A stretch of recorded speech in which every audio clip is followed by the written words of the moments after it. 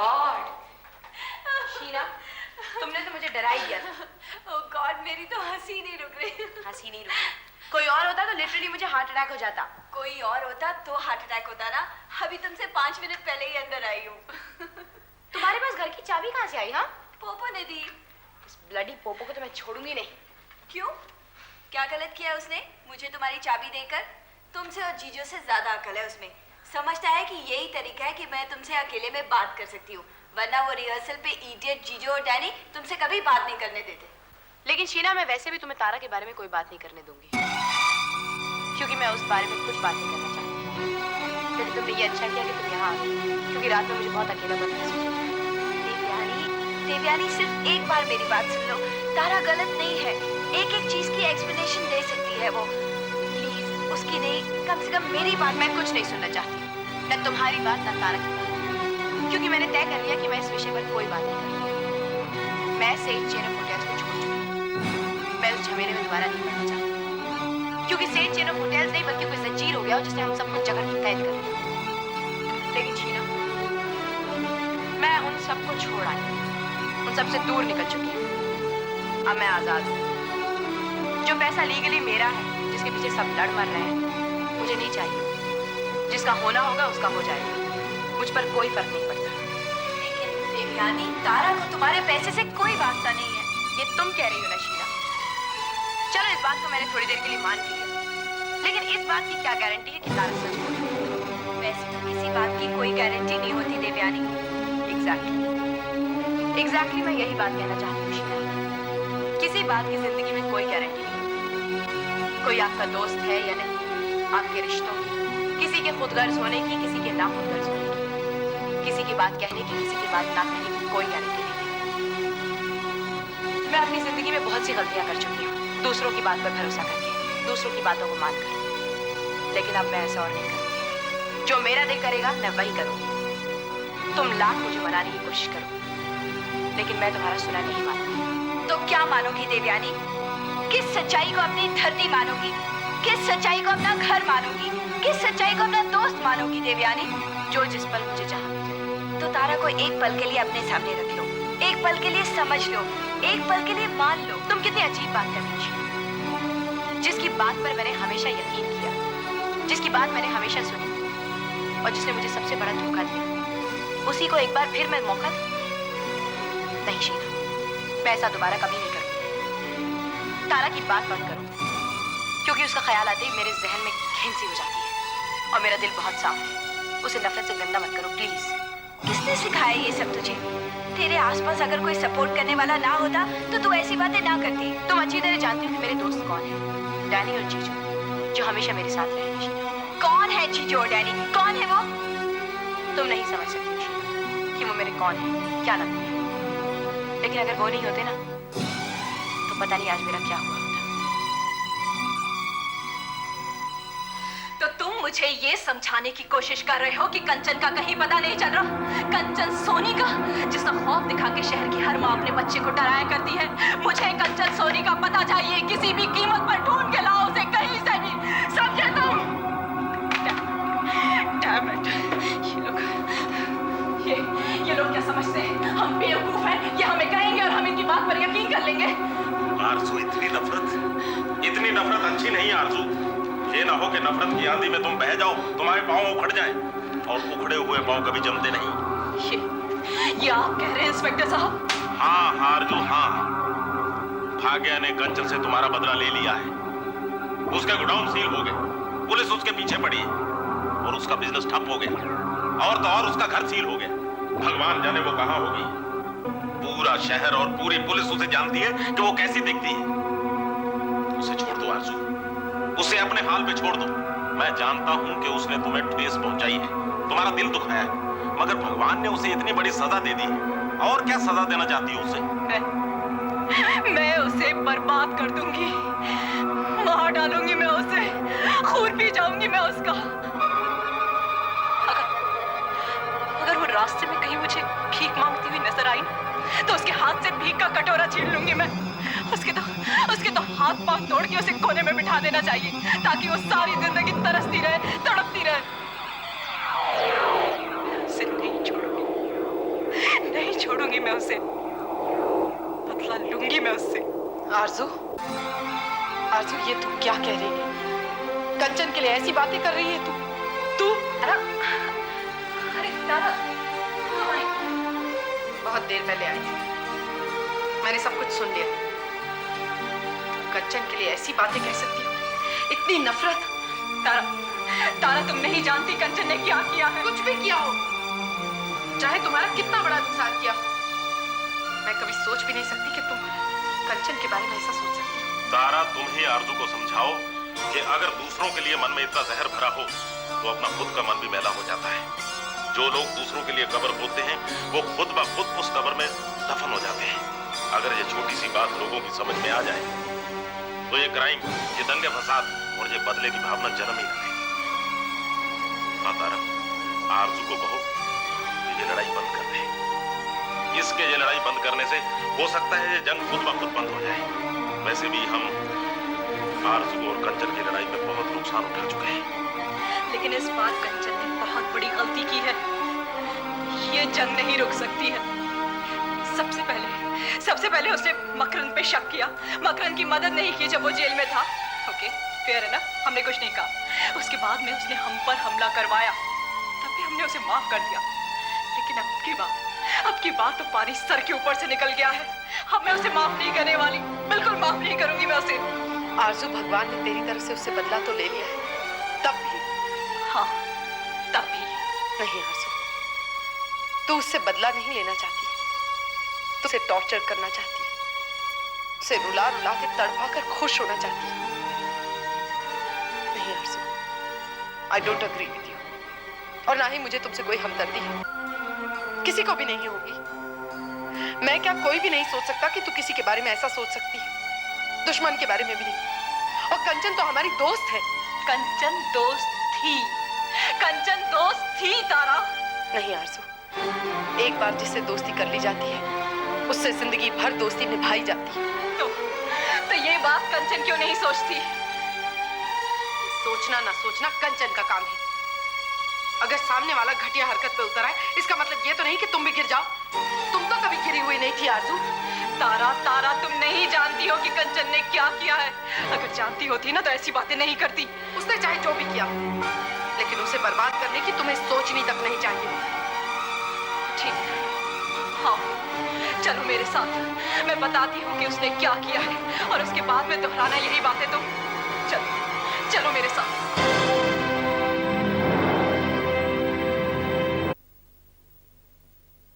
चुप हो जाओ आरजू। सारी दुनिया के सामने मेरे दुखों का ढिंढोरा पीटकर क्या हासिल करना चाहती हो तुम?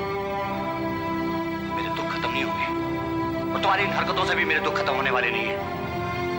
तुम समझती क्या हो कि तुम्हारी बाप इतनी जल्दी धुल जाएंगे इस तरह? नहीं राजीव, मैं तो तारा को बता रही थी कि कंचन किस हद तक गिर गई है। कुछ सुनना नहीं चाहता मैं आरजू, कुछ सुनना नहीं चाहता। तुम्हारी और कंचन की दुश्मनी का नतीजा क्या निकलेगा मुझे उसकी कोई परवाह नहीं है। और वैसे भी मैं तो अकेला ही रह गया। जो कुछ था वो खो चुका। अब अगर मौत भी आ जाए तो मुझे कोई फर्क नहीं पड़ता। तुम चले जाओ यहां से, चले जाओ। I'm sorry राजीव, मेरा ये मतलब नहीं था। I'm really very sorry. Try to understand me. देखो, मुझ पे क्या बीत रही है तुम नहीं समझ सकते। मैं क्या बताऊं? यहाँ से निकल जाता है। तू यहाँ आरजू से मदद मांगने आई थी, लेकिन वो तो खुद ही अपनी उलझनों से घिरी हुई है। बदले की उस आग में कूद पड़ी है जो मरते दम तक नहीं बुझेगी। प्रतिशोध के ऐसे चक्रव्यूह में फंसी हुई है जिसे आज तक कोई नहीं तोड़ पाया। वो तेरी मदद क्या करेगी? किसी ऐसे के पास जा तारा जो तेरी मदद कर सके। बाबा के पास जा, तुझे उसी की जरूरत है, वही तेरी मदद कर सकता है।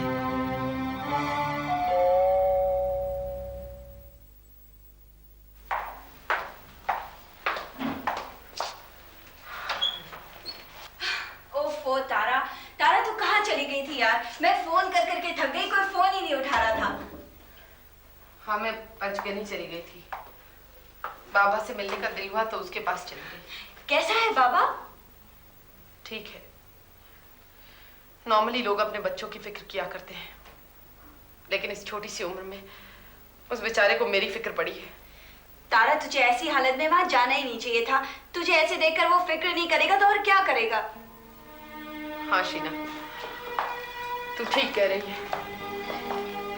वहां जाने के बाद मुझे एहसास हुआ कि मुझे वहां नहीं जाना चाहिए था। क्यों? उसने ऐसा क्या कहा?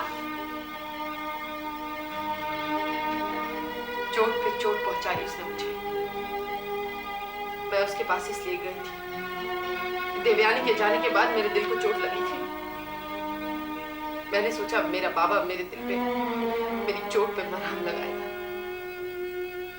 लेकिन उसने मुझे याद दिला दिया कि वो भी मेरा नहीं है। उसने मुझे याद कराया कि उसके पैदा होते ही मैं उसे आरज़ू को सौंप चुकी थी। तारा, मैं उसे अपने पास लाने गई थी शीना, उसे बताने गई थी कि मुझे उसकी कितनी जरूरत है, लेकिन उसने बड़े प्यार से मुझे समझाया कि जब मैं उसकी जरूरत में उसका साथ नहीं दे सकी तो क्यों एक्सपेक्ट करूं कि अब मेरी जरूरत में वो मेरी मदद करे। तारा, तू बिल्कुल गलत समझ रही है। बाबा ऐसा कह ही नहीं सकता। हो सकता है, मैं तो हमेशा गलत होती हूँ। हो सकता है इस बार भी मैंने समझने में गलती कर दी हो। वो कह कुछ और रहा हो और मैंने समझ कुछ और लिया। अब मैं अकेली हूँ। जो मेरे अपने थे उन्हें मैंने पराये लोगों के लिए अपने से दूर कर दिया। अब इसकी सजा तो मुझे झेलनी ही पड़ेगी ना। कोई तुझसे दूर नहीं हुआ है, और तू अपने आप को टॉर्चर करती रहेगी तो कोई तुझे अपने आप से कैसे बचा पाएगा? तू क्या कहने की कोशिश कर रही है? तारा, तू अपने आप पर दया खा रही है और इसका कोई इलाज नहीं है। और ये दुनिया तूने अपने लिए बनाई है। तुम्हारी अपनी खुशी, तुम्हारे अपने गम, डर, पसंद नापसंद, मर्जी, ये सब खुद तूने अपने लिए बनाए हैं। और ऐसे में तू कैसे सोच सकती है कि कोई आकर तेरी मदद करे, तुझे हमदर्दी दिखाए? तो मैंने किसी से सिंपैथी मांगी भी कहाँ है? जो हालत तूने अपनी बना रखी है उससे साफ साबित होता है कि तू चाहती है कि लोग तेरे पास आए, तुझे मनाए, तुझ पे तरस खाए और तुझ पे दया करें। कौन लोग? जैसे मैं, आरज़ू और तेरा अपना बेटा बाबा। लेकिन हम लोग अपनी दुनिया हमेशा के लिए छोड़कर तेरे पास तो नहीं आ सकते ना। शीना, मैंने तुझे बुलाया भी कब है? इस दौरान 2 बार तू खुद ही आई अपने आप। तारा, हम तेरी ऐसी हालत नहीं देख सकते।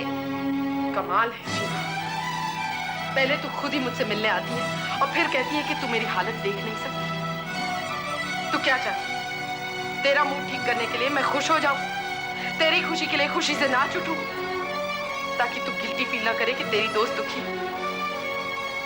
तूने ऐसी बात कह कैसे दी? हम दोनों की जिंदगी अलग अलग है शीना।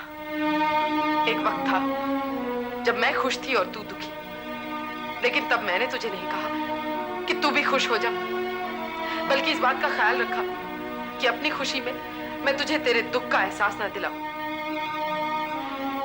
प्लीज शीना, तू यहाँ से चली जा। मुझे किसी की जरूरत नहीं, कोई मेरी मदद कर भी नहीं सकता। तारा, तू मुझे गलत समझ रही है।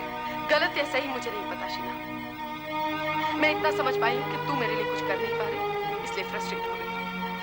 इसलिए अब चाहती है कि मैं अपने आप ठीक हो जाऊं। मैं कैसे ठीक हो जाऊं शीना? मेरा दीपक मुझे छोड़ के चला गया, मेरी देवयानी मुझे गलत समझती है, मेरा खुद का बेटा मुझे माँ कहना तो दूर मुझे माँ समझने को तैयार ही नहीं है। मेरा होटल, मेरा काम बंद पड़ा है। मेरी दोस्त समझती है कि मैं अपने ऊपर तरस खा रही हूँ। उधर आरज़ू ऐसे दायरे में फंसी हुई है कि उससे जिंदगी भर नहीं निकल पाएगी। ऐसे में तू चाहती है कि मैं मुस्कुराऊं? कैसे शीना, कैसे? Tara, Sheena please leave me alone, I beg of you, मेरे वास्ते। Tara please. Sheena please. Okay, I'll see you later.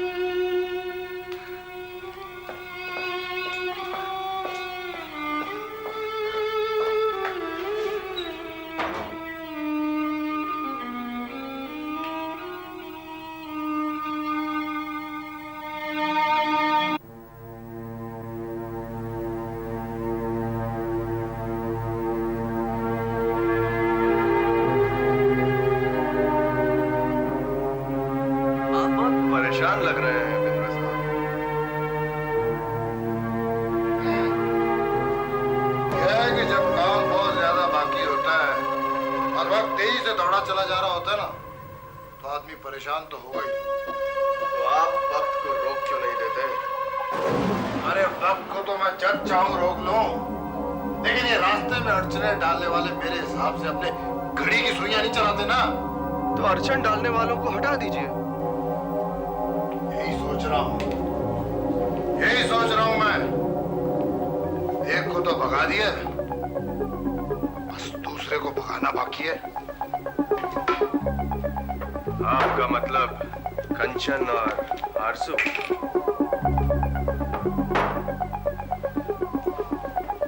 बहुत सही सोचा है तूने, क्योंकि जब तक मैं इन दोनों को अपने रास्ते से नहीं ना हटा लेता हूं, तब तक मैं इस अंडरवर्ल्ड की दुनिया का बादशाह नहीं कहला सकता।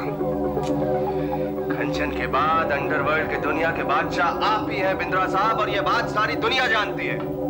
हाँ, सबको मालूम है, लेकिन सब मानने से डरते हैं। और लोगों की क्या बात, मैं खुद भी अंदर कहीं डरा हुआ हूं। और जब तक आरजू को खत्म नहीं कर लेता ना, तब तक मैं खुल के सामने नहीं आ सकता पृथ्वी। इसका मतलब कि आप आरजू से डरते हैं? मैं आरजू से डरता नहीं हूं, लेकिन तकलीफ की बात यह है कि आरजू भी मुझसे नहीं डरती। अरे वो मक्खी आपका कुछ नहीं बिगाड़ सकती। अरे मैं जानता हूं वो मक्खी मेरा कुछ नहीं बिगाड़ सकती, लेकिन जब वही मक्खी आपके नाक पे, आपके कान पे और आपके होठों पे निडर होके भिनभिनाती है ना, तो आप तंग तो हो ही जाते हैं, परेशान तो हो ही जाते हैं ना आप। जानता नहीं पृथ्वी कि हाथ पे बैठी मक्खी को पकड़ना कितना मुश्किल होता है। क्या बात? बहुत खूब, बहुत। मैं यहाँ बैठा शेरो शायरी कर रहा हूँ, जो तू वाह वाह वाह किए जा रहा है। एक तो साली ये शराब नहीं चढ़ रही, मैं परेशान हूँ और तू मजे लूटे जा रहा है। अब मजे ना लूं तो क्या करूं? या तो आप अपनी प्रॉब्लम सॉल्व करिए। सिर्फ एक कैलकुलेटेड झटका चाहिए मक्खी को मारने के लिए। अरे आप कोशिश तो करिए। या तो मक्खी मरी, और अगर नहीं मरी तो कम से कम भाग तो जाएगी। यही करना पड़ेगा अब, यही करना पड़ेगा पृथ्वी, अब यही करना पड़ेगा। क्योंकि जब तक मैं खुलेआम राज नहीं करता ना, तब तक मैं अपने आप को बादशाह नहीं कहला सकता।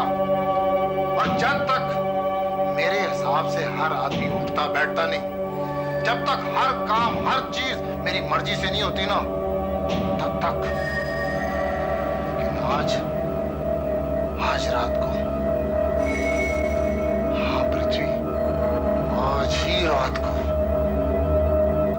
आरजू, तू भाग यहां से, भाग, तू भाग यहां से आरजू, तू भाग यहां से, भाग, तू भाग यहां से।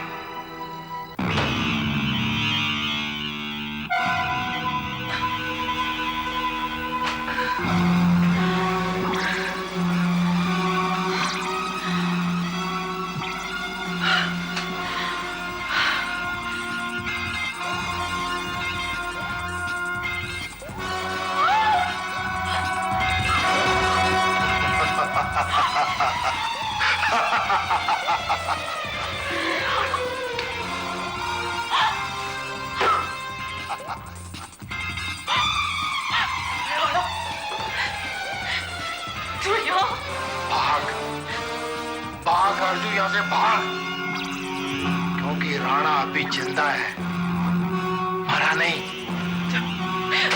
बाहर जा यहाँ से। बाहर मैं नहीं निकलूंगा, बाहर निकलेगी तू, क्योंकि खेल भी मेरा है और बाजी भी मेरी। जा।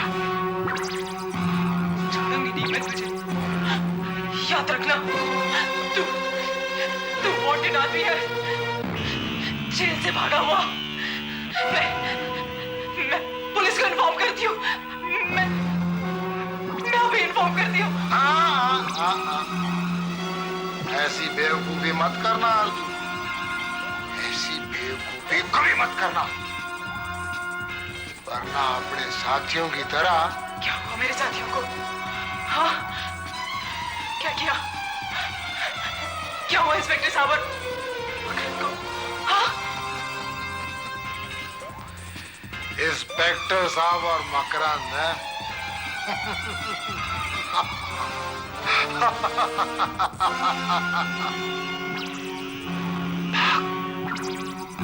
भाग जा अर्जुन, भाग।